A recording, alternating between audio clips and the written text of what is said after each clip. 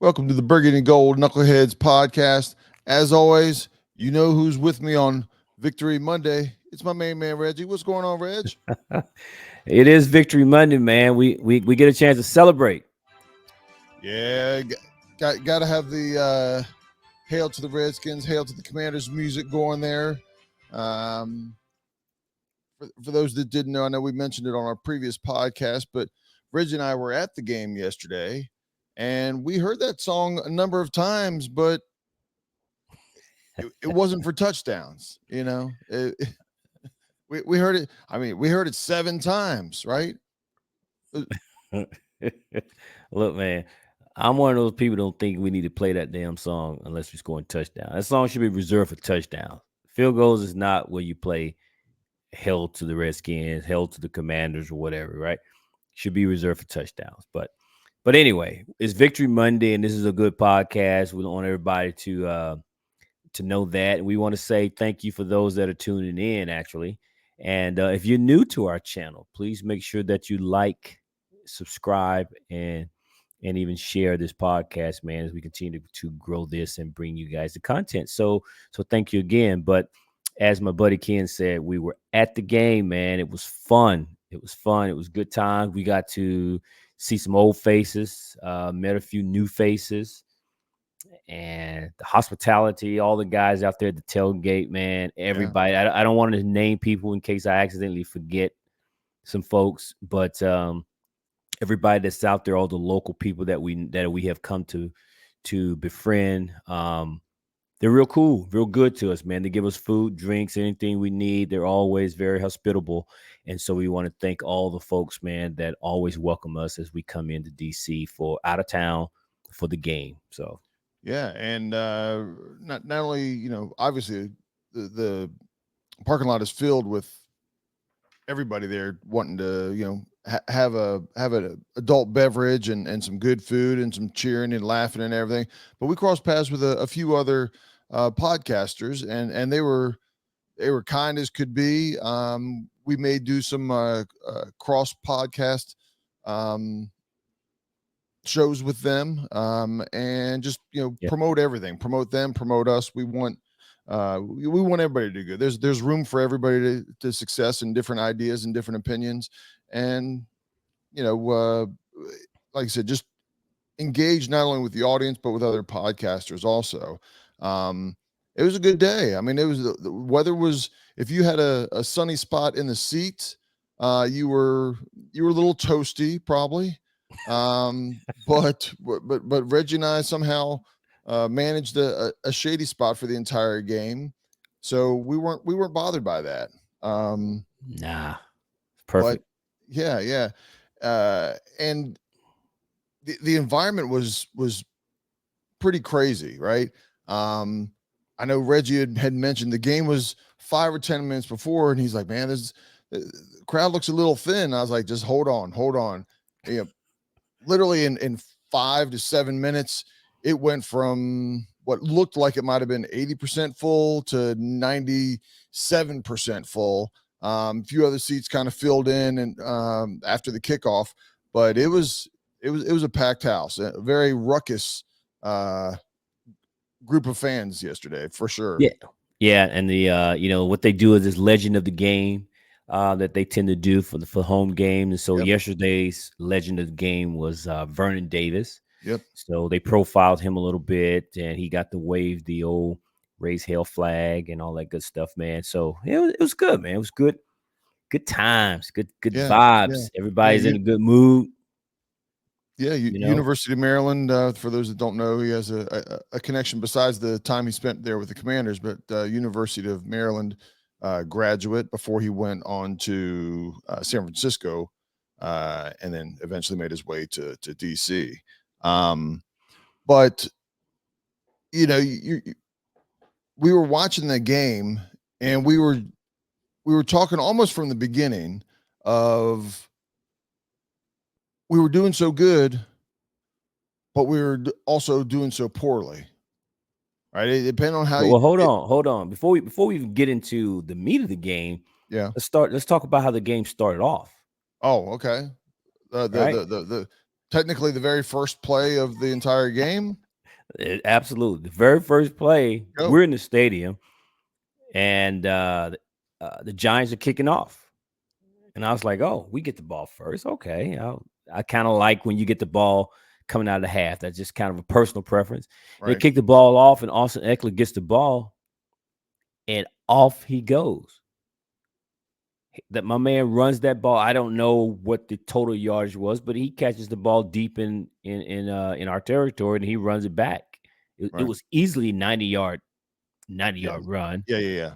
And as he gets to about the 30-yard line, I see flag.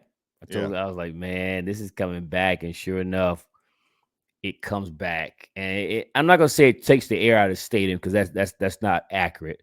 But what went from a yelling, screaming, going crazy crowd for the opening kickoff to be returned for a touchdown, everyone's, oh man, and that kind of thing.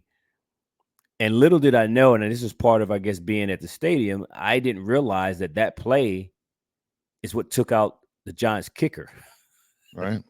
Because Graham Gano ends up hurting his groin, hamstring, or something, and that opening play, takes him out of the game, and it ends up being a big factor in the outcome of the game.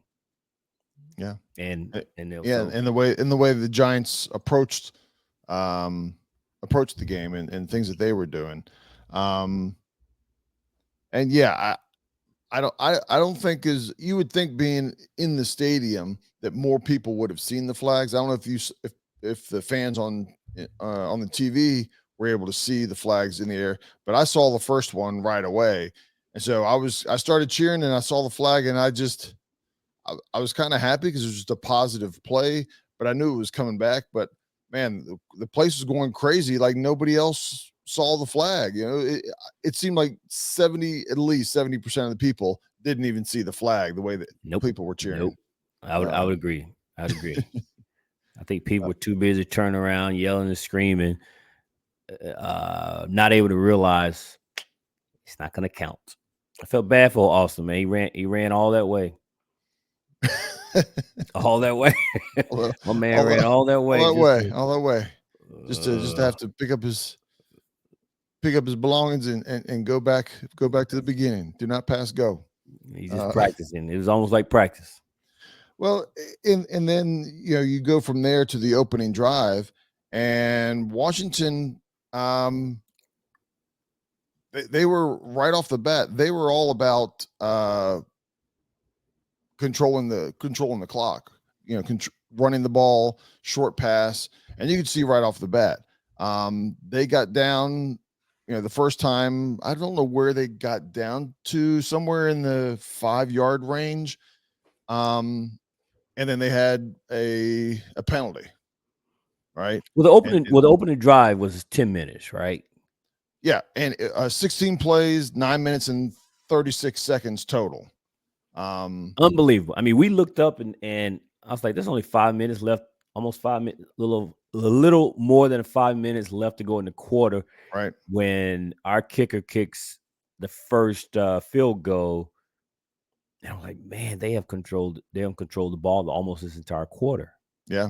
Little did we know that was gonna be the That theme of the day. yeah, that was going to be basically replayed six more times. It was a game of get into the red zone, and then I wouldn't even say flounder. It just hurt yourself, right? It Illegal was bad. motion, It illegal was bad. motion again, holding on this Holding.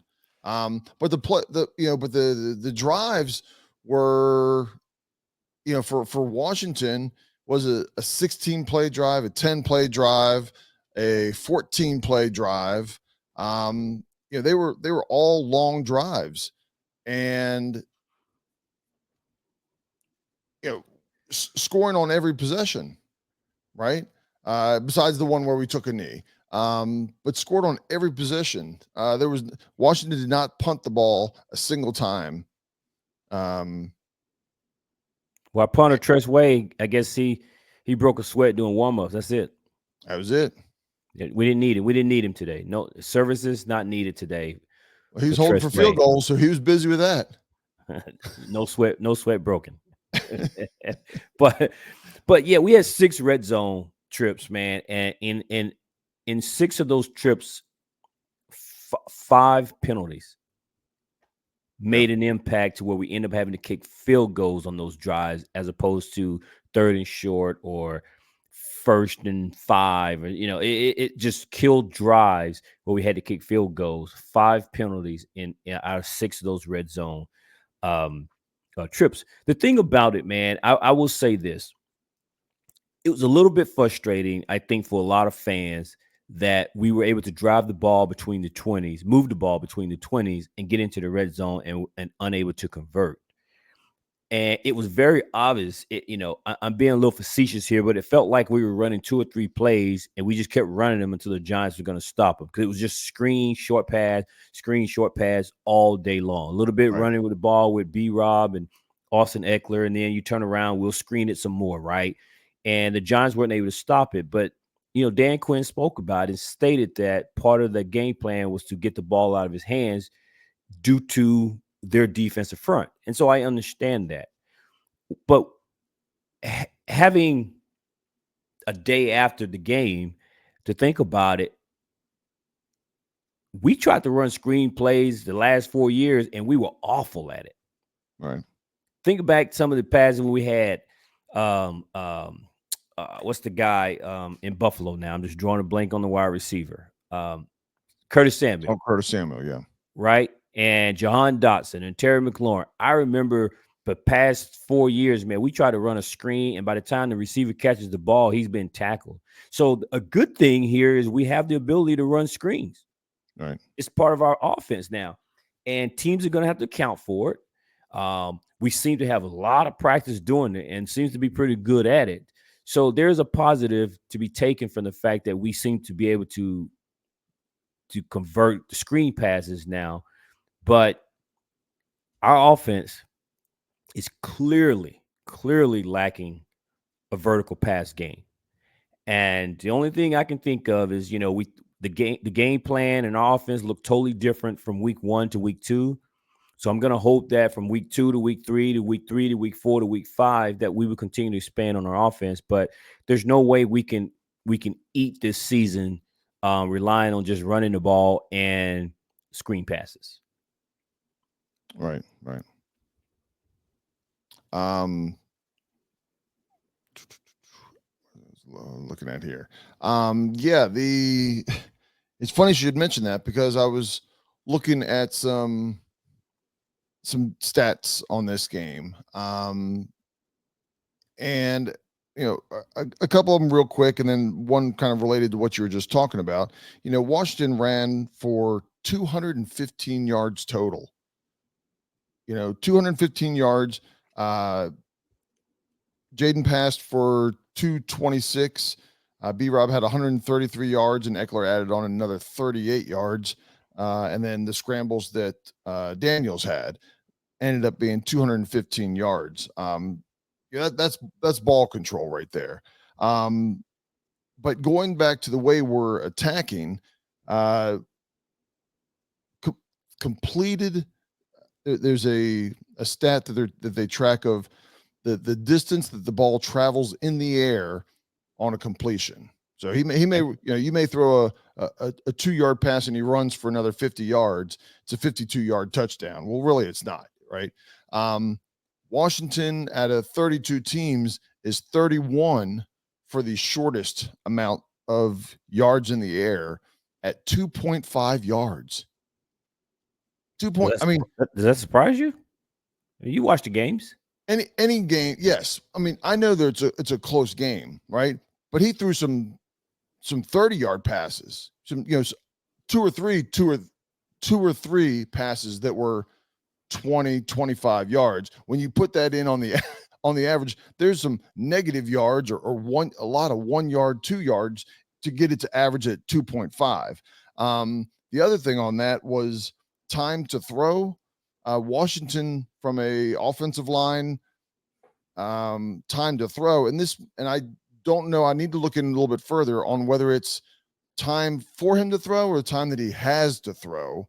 But that is the quickest at 2.33 seconds.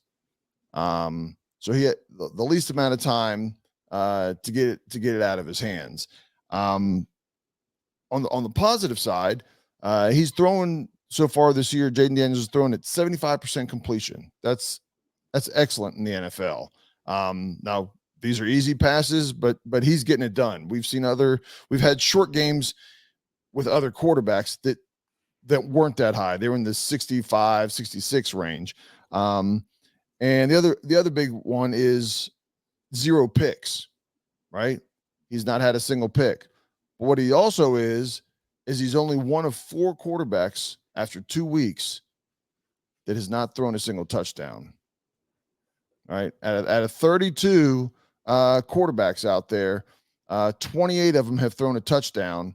And do you want to make any guesses at the other 3 names? When I tell you, it's not going to surprise you, maybe. Who you got? Jaden Daniels, Bryce Young, Caleb Williams, and Bo Nix. I'm a little surprised at some of those names. So the rookies, basically the rookies, right? All the rookies that are starting, and the rookie from last year who had a horrible season last year of Bryce Young. They're the ones that have not. We're talking about 2 games, but you can't tell me there's not a coincidence that the 3 rookies and the one from last year have not completed a single touchdown in 2 games. Small sample, but still, I think it's a little bit more than a coincidence. Well, the interesting thing is Bryce Young, obviously the number 1 pick from last year, today has been benched. Yep. He's been benched in Carolina and replaced by Andy Dalton. How long this benching lasts, I don't know. Didn't really dive into it. I just got the alert that Bryce Young has been benched from Adam Schefter. But the fact that Caleb Williams, Bo Nix, and Jake Daniels haven't thrown touchdown passes, it surprises me. I'm not going to lie. Because you would think that these guys would accidentally throw at least 1 touchdown. Right. 2 games, right? One of them. Caleb Williams is probably the one that shocks me the most because of the fact that he's got 2 veteran receivers, 2 high-priced veteran receivers, in Keenan Allen and DJ Moore. And the fact that he's not thrown a touchdown to either one of those guys is a little surprising. Bo Nix, Denver's not that good.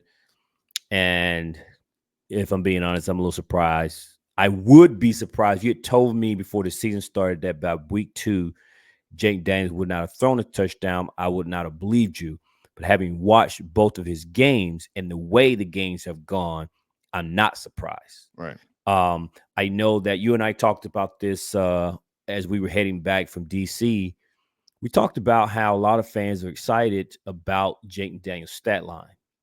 And you mentioned it a little bit here, talking about his completion percentage and all those things.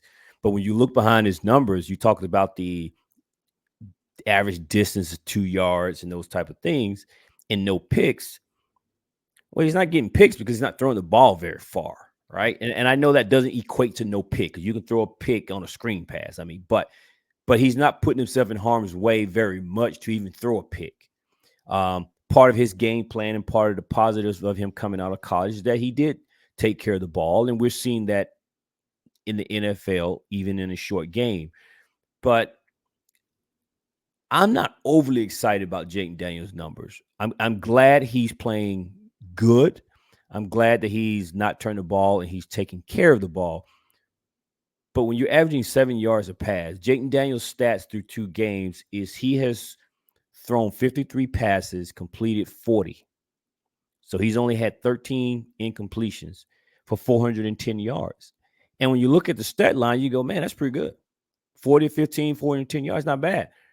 But when you realize he's not throwing the ball very far and he's running a lot, that's not very good by comparison because we're not going to be able to beat many teams, man, kicking 7 field goals and a guy throwing the ball 7 yards down the field. That reminds me of Tim Tebow. Yeah. Remember when Tim Tebow was in Denver? It was like We can't. And granted, he's not Tim Tebow. I understand that we will continue to see more, and this kid will grow. But I'm not gonna sit here and be boasting about his stat lines when there's not a whole lot to be bragging about. We Right. should be celebrating the fact that he's taking care of the ball and not throwing an interception, and that's cool. But watching the way he has played the last 2 weeks, I'm not surprised he's not throwing a touchdown because up until yesterday, the offense didn't look great in week one against Tampa Bay. Yeah, I think Um, yeah, I think he's doing a good job of playing fairly conservative, and the coaching staff is putting him in a position to do that. Right? It's him and the coaching staff together that have put together this game plan and are executing it.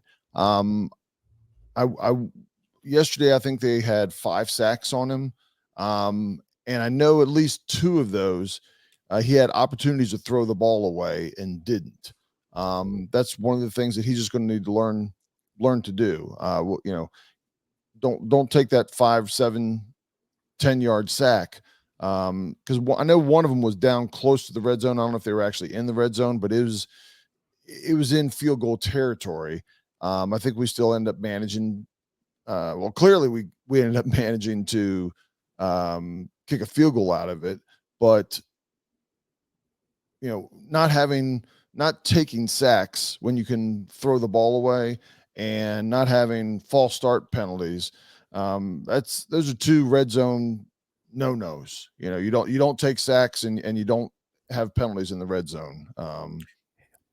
yeah, I remember that. In fact, we turned to each other. Because he was rolling to his right, Correct. trying to make a play, trying to extend the play, and the defender's bearing down on him from the back, and he gets to the sideline. And if he runs out of bounds, it's considered a sack. If he gets tackled, it's considered a sack. He could just throw the ball. He could have dumped the ball 5 yards and threw it out of bounds, and it's an incomplete. Right. And it's not a 5 yard sack or however many yards it was, but it certainly was a sack. And it's like, throw the ball away, kid. Yeah. And for the second week in a row, and again,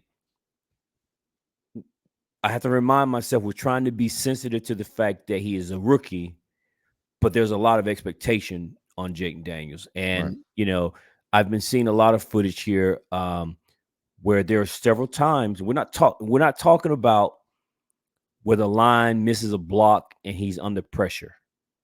We're not talking, and I'm not going to talk about the design runs. I'm talking about an opportunity where he drops back, the defender's coming around, he steps up and immediately runs.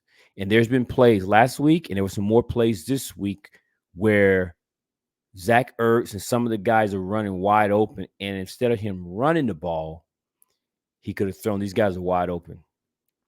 And so I'm hoping that's just a matter of just being young as opposed to just being jittery. I hope this Right. is just a case of inexperience and not just hearing steps. And Right. that hopefully that the more he plays and the more film that they watch as they do their post-game breakdowns in the film room, that he realizes, oh, that read. Because I'm willing to bet that perhaps on that particular play, that Zach Ertz may have been the third read. He may not have been the number one read. Right. And so by the time he got to it, he'd already make a decision. Whereas sometimes you need to, as Dan Quinn say, stay a passer a little bit longer before you become a runner. And maybe if he had stayed a split second more and gotten to the third read, in this case, Zach Ertz, and maybe he would have seen Zach Ertz open. I understand that things move very quickly as these guys are trying to process, but man, that's what makes the good ones good, right? Yeah. You hang in the pocket and you go through your progressions and you find the open receiver. But man, there's several times where the running back is leaking out, and like I said, Zach Ertz was running, man, he was wide open, Yeah. probably for Yeah. easier 20-yard gain if he'd have just hit Zach Ertz. Yeah, you got to run and read the entire time. Until you Yeah. cross the line of scrimmage, you still got to be reading. Because people break down it, and Jaden Daniels is going to make people look at you, right? You're Mhm. the cornerbacks, the safeties, the linebackers are going to look at you, and you start moving towards the line of scrimmage, and the receiver or tight end can break away because of that. right? There's a hesitation. Should they come after Daniels or should they keep following? And sometimes it's in the team's best, the defense's best interest to break off of the receiver that they're covering and come get Daniels. Well, if he hasn't crossed the line of scrimmage, that's an easy dump pass for him. Yeah, Right. maybe it's just 5 yards and the guy has another 10 or 15 yards to run, or maybe it's a long pass. Maybe it's 20, 30 yards downfield. But you got to keep your eyes going. And to the point that you just said, that's what makes the people that are mobile and can scramble like this and keep their eyes open. Man, that is tough for any team to deal with. Guys like Pat Mahomes, and we know Aaron Rodgers made a living doing this stuff, man. Yeah. Right? The defenders are coming down to get you, your receivers, and granted, that's chemistry and working together, going the other direction, and man, they hit them guys over top and just keep the chains moving. Yeah. But let me put up a quick stat here because I know this is going to continue to be a theme, at least this year and maybe even years to come, and it is the comparison between Caleb Williams and Jake Daniels.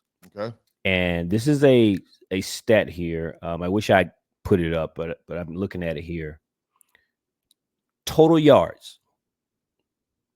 Caleb Williams 326. Daniels 542. So 326 for Caleb, 542 for Daniels. So clearly that includes rushing. Completion percentage. Caleb Williams 56.1. Jake Daniels 75.5. So that goes back to that accuracy and the completion we talked about. Yeah. Total touchdowns, 2. 0 for Caleb, 2 for Jayden. We know Jayden got the 2 rushing touchdowns week 1 against Tampa. Interceptions, Caleb 2, Jayden 0. Passer rating, Caleb 53, Daniels 97.2. So clearly, statistically, Daniels is having the better statistical year through 2 games. But again, I love to see it, but 75% completion and 97.2 passer rating, when you're not throwing the ball very far down the field, man, right, you're gonna have some pretty numbers. Yeah. I think the vertical passing game will come, but I'm not gonna sit here and just be overly hyped up over Jake Daniels' numbers until we get some until he at least get that average yard per pass, at least in the double digits, man. Come on.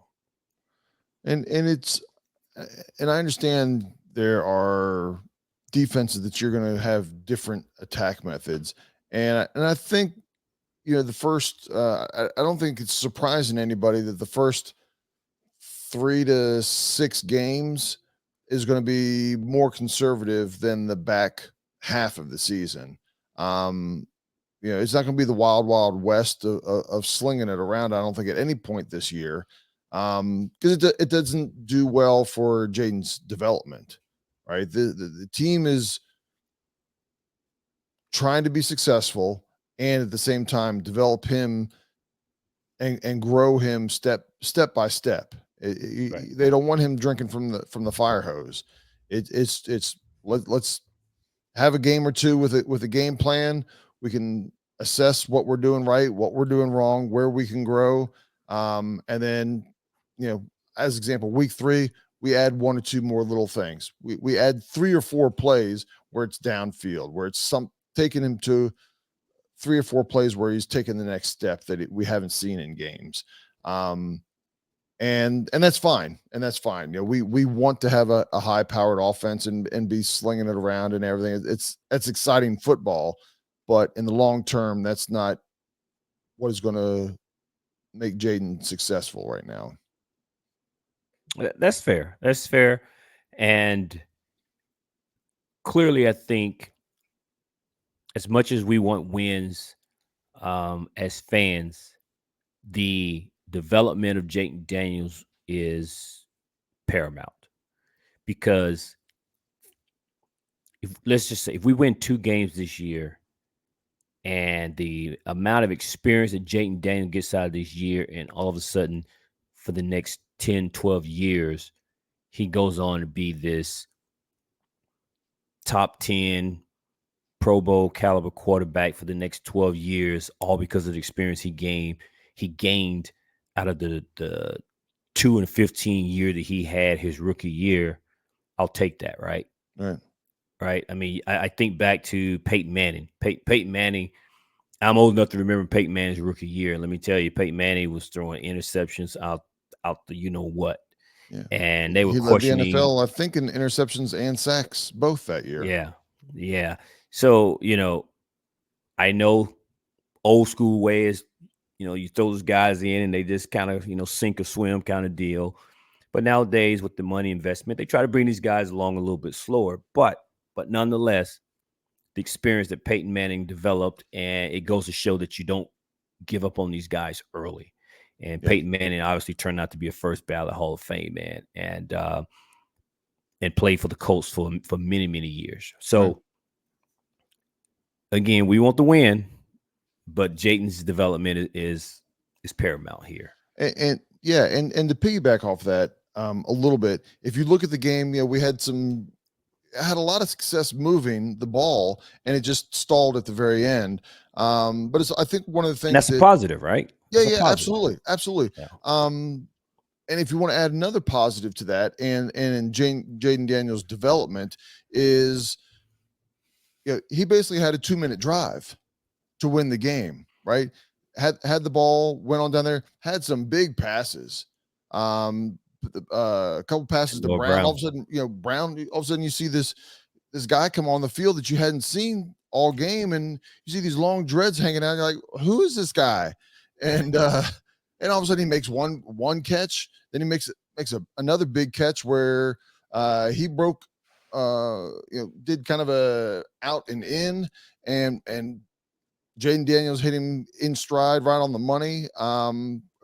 Big pass there, and it's a confidence booster. It's the pressure builds in that last 2 minutes, and Jaden Daniels and the team did well to get through that, put themselves in position for the field goal, and the guy that we didn't, we weren't watching it on TV. We knew we had a brand new kicker.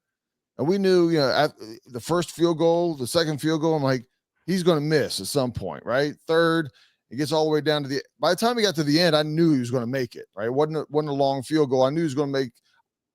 I had confidence, right? Don't give me that look, Reg. I had confidence he was going to make the last one. He made the last one, and I'm like, man, this guy just got signed on Monday, kicks 7 field goals on Sunday, and what's his name? We couldn't see his name. It's funny you From say where that. we'd see the numbers and everything, but we didn't know what his name was, and I don't think anybody in the stands around us knew the guy's name. I was gonna say there were several people in our section that was sitting around us, and people was like, "What is this guy's name?" And we laughed about it because no one knew the kicker's name. Yeah, He won the game for us, and no one knew his name. So yeah, we were ready to carry him out on our shoulders, but we didn't know what his name was of the guy we were going to carry out on our shoulders. but I do know his name is Austin now. Don't ask me his last name. Austin Siebert, I believe is how you say his Starts last with an name. S, Siebert. but I don't know. Sievert. But Yeah. I'm gonna just call him Austin for now. If I was We, to CNA, what's up, Austin? Yeah. And I went to look at where Austin's career was. I'm not going to spend hardly any time on this, a couple seconds here. But he's played on a few different teams, hasn't latched on. Inside 40 yards, which is everything that he was kicking yesterday. He's never missed a field goal in the NFL under 40 yards. Okay. You can drop the nuggets. It's the it might be the jinx, right? That might be the jinx now that somebody noticed it. But under 40 yards, he's never missed a field goal in the NFL. And 40 and beyond is where it's not bad, but it's just not that. You want him to be at 90%, 95%, and I think it's a little bit. I think it's probably in the upper 80s%. So we shall see. We shall see. It's the longer field goals where he's not being able to stay latched on to a team, I guess, huh? You get him a 45-yarder. Yeah, also a little shaky. Let's be honest, man. Hey, we've had kickers that could nail the 55-yarders, but couldn't miss would miss extra points. Every fourth extra point. This is true. So This is true. But you real take what you can get. I guess just getting within 40, and it's a gimme. But time will tell. okay. Well, I guess at this point, man, we spent a lot of time talking about the offense and the way we played defensively. Defensively, first things first. Jamin Davis was a healthy scratch for yesterday's game. Did not play. My man was in street clothes just like me. Only thing is his was team issued, right? It's the only difference. Um, but Dan Quinn explained it as they wanted to see Johnny Newton play.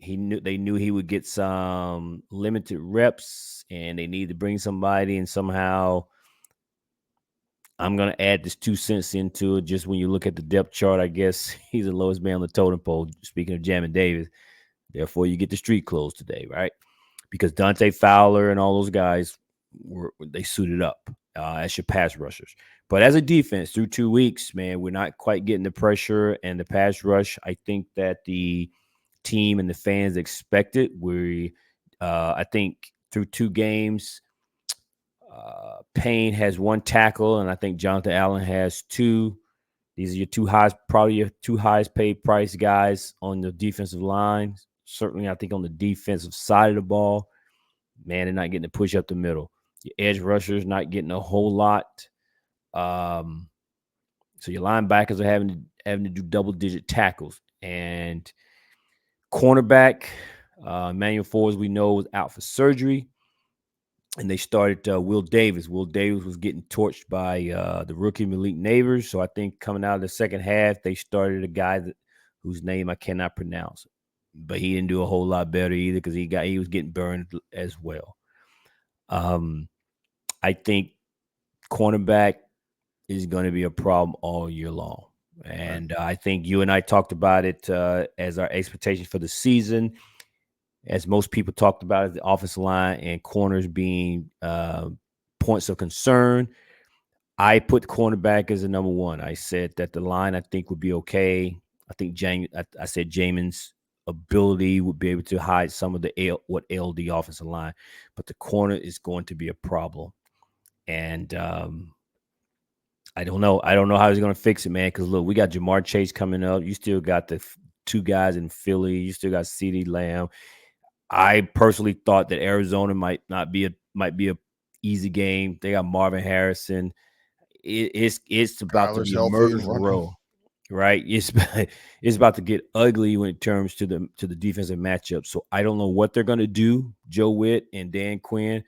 Clearly, this is kind of what got them the job based on what they were doing with the Cowboys defense. But they're gonna have to do something quick, man, because otherwise, there's no way this defense is going to be able to continue with the lack of production, if you will, that we've seen for the past 2 weeks. Yeah, it was frustrating to watch, especially in the fourth quarter, because you could see they just put neighbors um, down in put him out wide. We'd see him locked up 1-on-1, and we're like, come on, man. He's down there. Get a safety to shadow over. And because a lot of the plays, I mean, he was literally 1-on-1. Washington's cornerback, and you're trying to get this quick, fast, shifty guy, and you start running with him, and by that time he just slams on the brakes and picks up a quick 7 yard 5 yard and makes one move and misses, and then he takes a 5 yard catch into 25 yards and over and over and over. I'm like, come on, man, get somebody over the top there instead of, because we were playing a lot of single Other safety, man. and like as soon as we had two, the one safety, as soon as the ball was hiked, he was already fading over there to Malik Neighbors' side to give some help. But man, I was going to be very frustrated if he ended up catching another touchdown, and we basically lost because of one rookie receiver, second game receiver. Well, I mean, the guy had 10 catches for 127 yards, so he was eating over there, right? Yep. And what you don't see on TV is the full view, right? The TV camera is typically focused on the line and quarterback hiking the ball and that type of thing. But there at the game, you could see the full field, and Malik would run out to his position, man, and you're like, oh man, they got single coverage on this guy again. And sure enough, they was going to him. I mean, he had 17 or 18 targets, Yeah. 10 receptions. And unfortunately for them, and fortunate for us, the one Yep. that matters, the one he missed, hit him right in his hands, and he dropped it. Well, if Daniels could have thrown a good long ball, he would have caught at least one touchdown, if not two. Right. Right? He missed. And it's funny because you would see him running, and then the ball would get right about to his area, and he would just slow down because he's like, man, he overthrew me so far as fast as I am. I can't even make a realistic effort at this ball. And we had some Giants fans around us, and they knew that there was missed opportunities on a couple of the long passes. So as bad as it was with Neighbors, lighting us up. If it wouldn't have been, if it had been a little bit better quarterback, it'd have been a whole lot worse. He might have been close to 200 yards, in all honesty. Yeah. Yeah, there was certainly some missed opportunities, and so defensively, they're going to have to do something different. What that is, I don't know. That's what they get paid to do. Um, but the way things are, status quo, it's gonna be a long day. And I know some people will make the argument that it's hard for the corners to cover for that amount of time if you're not getting any pressure on the quarterback, and there's true to that. But you can also say if the corners aren't locking up the receivers and there's nowhere for the quarterback to throw, then the pass rush can get there, right? They kind of go hand in hand. Yep. But we're not doing either. We're not getting the pass rush, and we're not locking up receivers, man. And it is not going to get any easier with the receivers that this defense is going to face. Yeah, it's not gonna get good. And then the fact that Cincinnati, not to get ahead of ourselves, they have Jamar Chase next week, and Cincinnati, that dude's pissed. If you've seen any interviews with Jamar Chase recently, due to his contract and the fact that they're 0-2, and the way whatever's happening up there in Cincinnati, they're not happy about.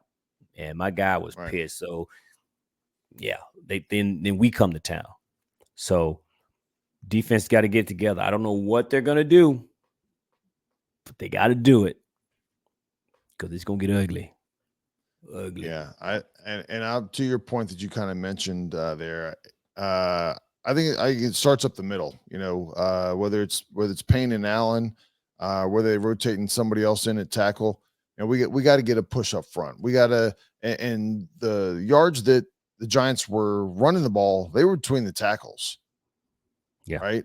And we've heard for years and years. I mean, I know it was a different coaching staff and different regime that how good our defensive line is. Then they basically said it wasn't the tackles, it was defensive end. So we got rid of Chase Young and Montez Sweat, and the two guys that we've kept, I don't see them making any plays.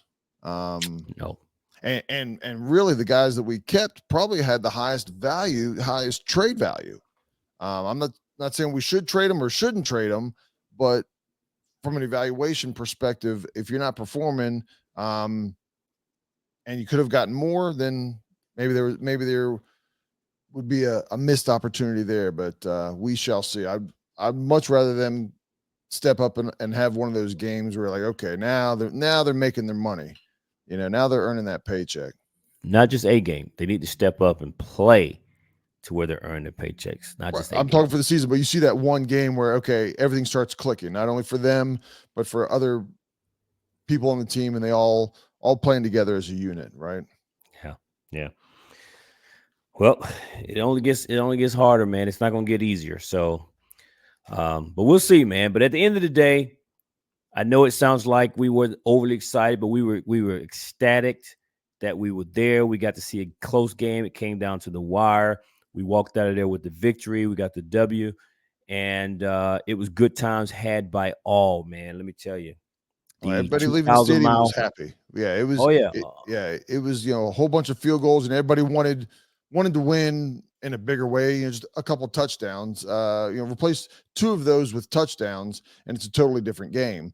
But yeah, everybody was happy. Everybody that was walking into the metro, they had a little extra zip in their step and a lot of smiles and laughing and it's good times. moving on to the metro. It's good times, man. Yeah. But that's really all I got, man. I mean, we'll be back with a pregame to the Monday night matchup between our beloved Commanders and the Cincinnati Bengals. Who Dey Nation, and so we'll see. We'll see. Hopefully that the Cincinnati Bengals don't all of a sudden get lightning in a bottle, man, and get things clicking on Monday night.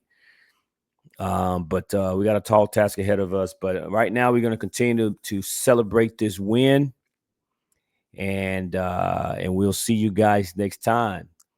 So until next time, peace out. Peace out, knuckleheads.